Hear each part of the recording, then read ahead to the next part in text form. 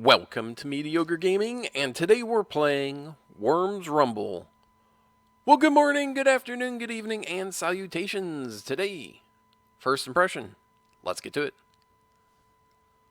So, Worms Rumble just came out, and it is available as the PS Plus game of the month. So, even if you've never heard of Worms before this, or have never tried any of the Worm games, that's okay, because this game is much different than a lot of the other Worm games. So if you've never played a Worms game, or maybe you've played a Worms game but didn't really care for the structure of it, then obviously you could still try this out, because this is unlike other Worm games. Okay, so how is it different? Worms Rumble, instead of being a turn-based game, it is now a real-time shooter. So a side-scrolling shooter, which is going to be different than the side-scrolling turn-based game that Worms has always been a part of in the past. Now, the similarities are still there because you are able to have a small, detailed look at your area of the map, and you have kind of a small map that shows a little bit more area up top. Now, in a turn-based Worms game like the previous titles, it worked just fine because you could move around the map and look at where your worms were at versus where the enemy worms were at. Unlike other titles, I don't think this map system works as well. You'll notice that you can see only a small portion of the map at any given time, and the mini map that is available in the corner, that kind of shows where the gunfire is. So if you're looking to get into a fight, you can go to those areas.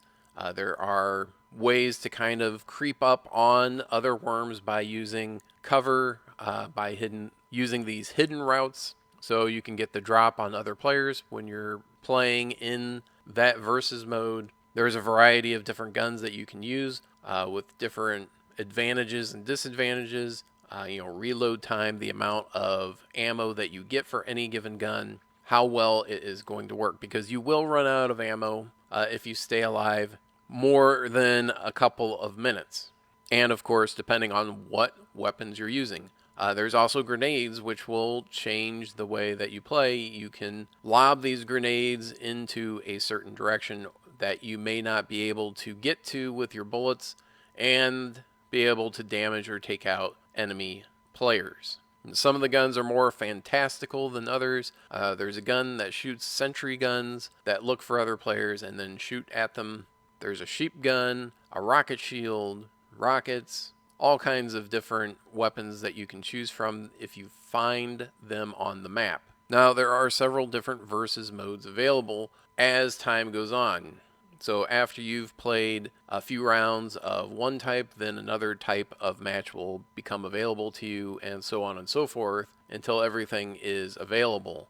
So it kind of is getting you as the player used to the idea of, traveling around the map, how to take advantage of the map, the mini map, etc., so that you are ready for that next challenge and that next play mode. Now, as far as my first impression of the game, really I would say that this was not my favorite Worms title. I think I preferred the turn-based, even though it was a little bit slower. It was a little bit more strategic. I don't think the formula works quite as well with the real-time shooter aspect compared to the more turn-based strategy.